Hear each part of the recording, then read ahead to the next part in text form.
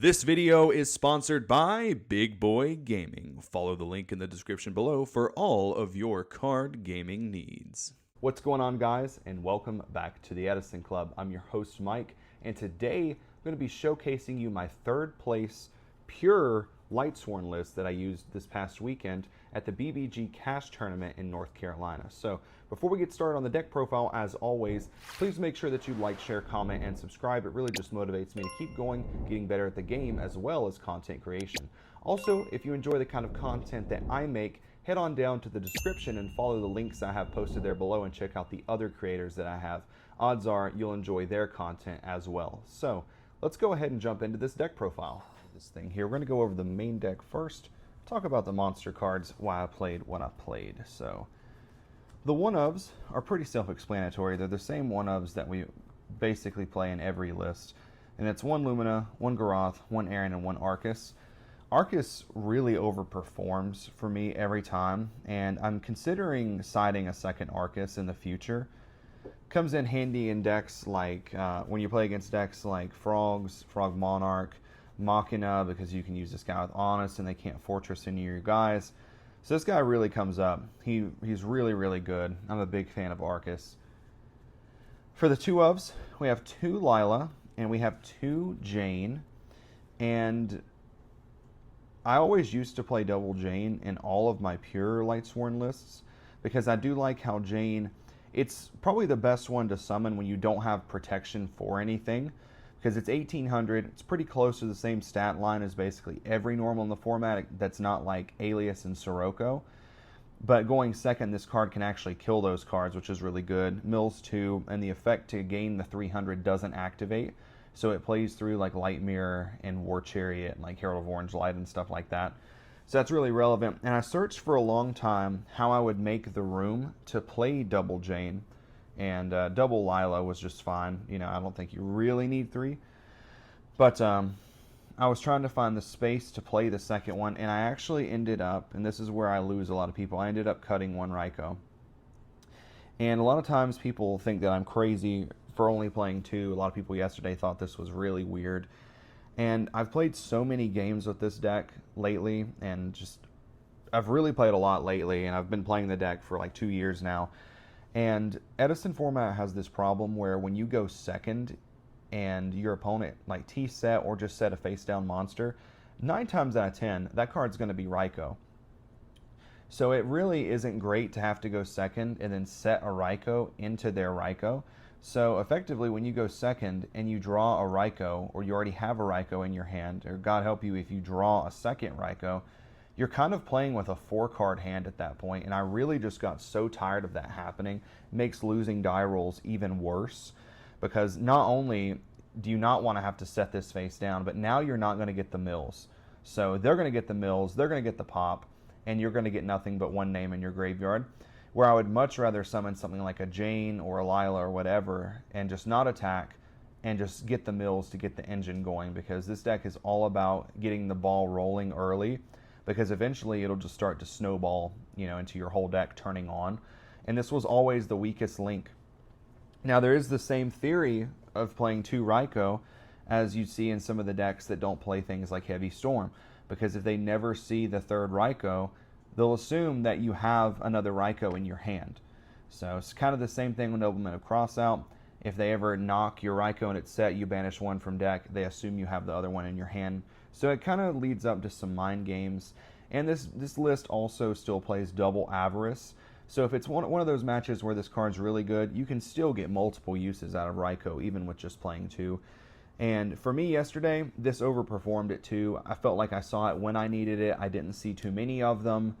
And yeah, it was great. I know that this might be theoretically incorrect, but I just go based off of results. And two, I think that two's the number for me. 2 and 2 here, just having this guy being able to swing over things, because there were a lot of my games I would play where like one would get deprisoned, one would get bottom, or it would get deprisoned or get bottomless, and I'd be like, man, I need a second Jane. So 2 Jane was very, very good. I'm a big fan of 2 Jane, and I think that 2 Jane is here to stay as well. So 3 ofs is 3 Celestia and 3 Wolf. I like to build my pure lists around this card, these two cards, more than JD. Just being able to use Celestia multiple times, hit wolves.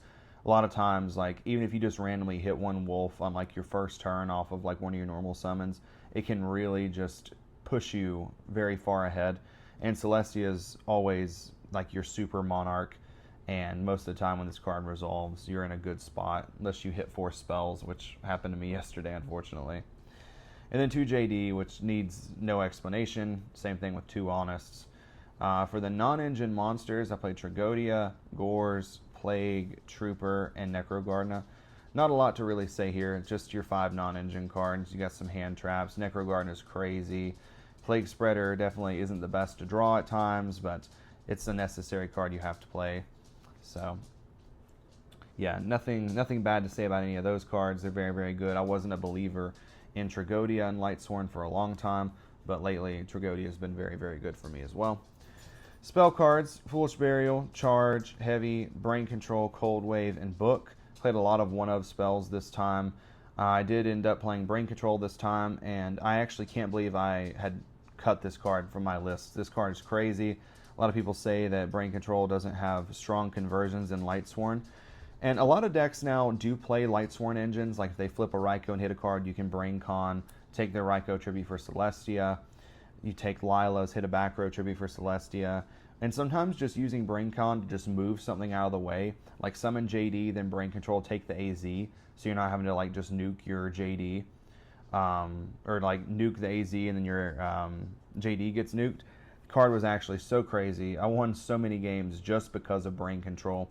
Book was easily the worst card in my deck. I probably won't play Book in the main going forward.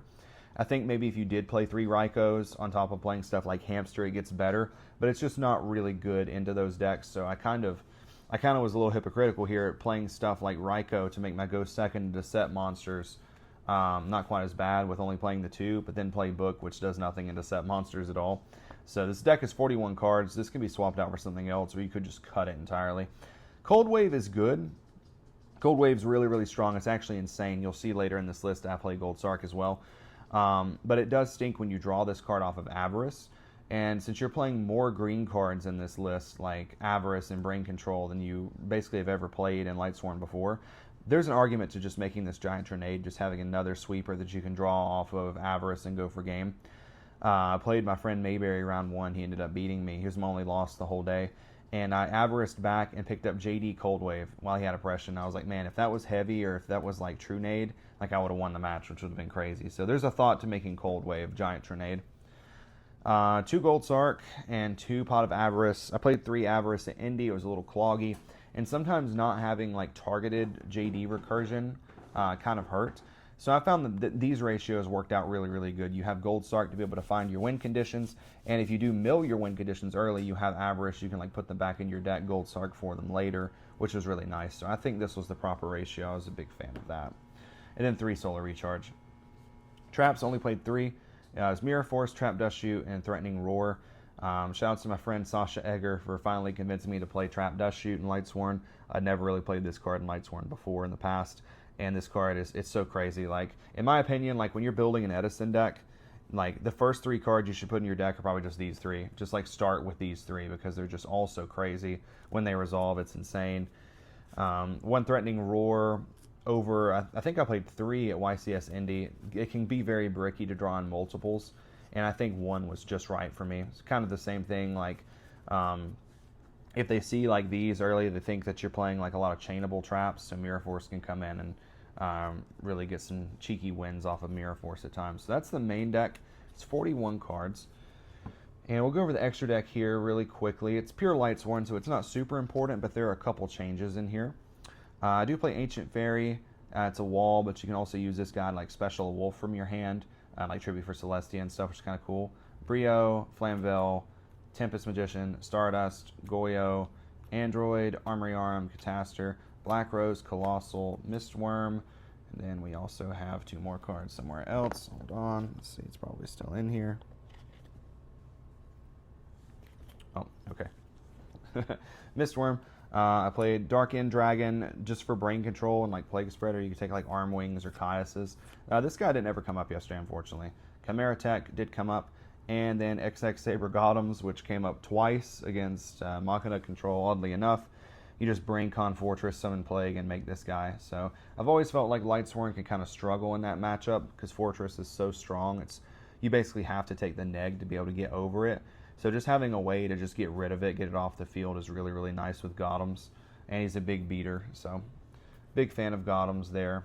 Definitely earned his spot. Once again, shouts to Sasha Egger for loaning me this right before the tournament because I could not find mine. Side deck is 2 Crow, 2 Consecrated Light for Black Wings, 2 Cyber Dragon, which I've basically found myself siding these almost every time in every matchup going second. That's not something like Dragon Turbo or Frogs, where they like oftentimes don't leave a monster on the field. But just having this guy come down is basically like having 2 more copies of MST. Like if he eats Bottomless or he eats Deep Prison or whatever, it's really, really strong. Can also be good at times if they like start their turn with Trooper, or you can just out the Trooper immediately. So I've been siding those almost every time going second. And my body is a shield, Lightning Vortex, Mind Control, which is insane. MST, Traps is Torrential Tribute, Double Decree, Double Royal Oppression. Really struggled a lot in the GB matchup, which thankfully I dodged this weekend. But Oppression is basically the best card against them, and Decree is not very good, but I kind of thought if I side these in Tangent, I can just like Oppression them out of the game, just wait until I hit Decree, then just Decree, shut off all their stuff, shut off Oppression, and just try to kill them all in one turn. So that was the theory, but these cards are obviously very good in their respective matchups anyway. And Torrential, I side for the beatdown matchups like Hero Beat, Black Wings, Machina, Glad Beast, whatever. Just a way to just be able to clear the field. And because Lightsworn, sometimes if you get a slow start, it can be really hard to catch up. And this is kind of what you need to just be able to catch up in the early game if you're behind. Not a lot of explanation needed on the other stuff here in the side deck. It's all fairly standard. I will say that after this weekend, I do want to play more cards like maybe a Nobleman of Crossout, maybe a Shield Crush, something like that, just to be able to get over set monsters, because I do not want to attack into set monsters ever. If I attack my Jane or my Lila into a set and it's Raikou, they pop my guy, I get no mills, I get no value. So just being able to have something like Mind Control and just deal with that issue immediately is really, really strong. So I think in the future I'll probably make room for something like that and a couple changes to the main deck. But other than that, this was a really, really strong list. I played against a lot of really good players yesterday. Shoutouts to all of you guys. You were all really, really good. Really enjoyed all of our games. Shoutouts to Big Boy Gaming, Diego, for hosting the tournament. It's always such a fun time. He's in Smithfield, North Carolina. You guys should check him out. He is going to be doing a pretty big tournament in July. There'll be announcements made on that very, very soon. Shoutouts to the Edison Club team, all of my boys, for motivating me and helping me get as far as I have. Shoutouts to all the people in the Lightsworn Discord. Shoutouts to Jay Cook, Times2, Mitchell Nouse, Hydro Pump. All of those guys, all the Lightsworn people, Pro Storm that I've talked to, they're giving me little breadcrumbs of advice throughout this whole journey with Lightsworn. And yeah, once again, I always say this is just the beginning. So try to learn something new from every tournament, something I didn't know before. And so yeah, all right guys, that's all I have for you today. Thank you all for watching. This is Mike from the Edison Club signing out. Until the next one, take care everyone.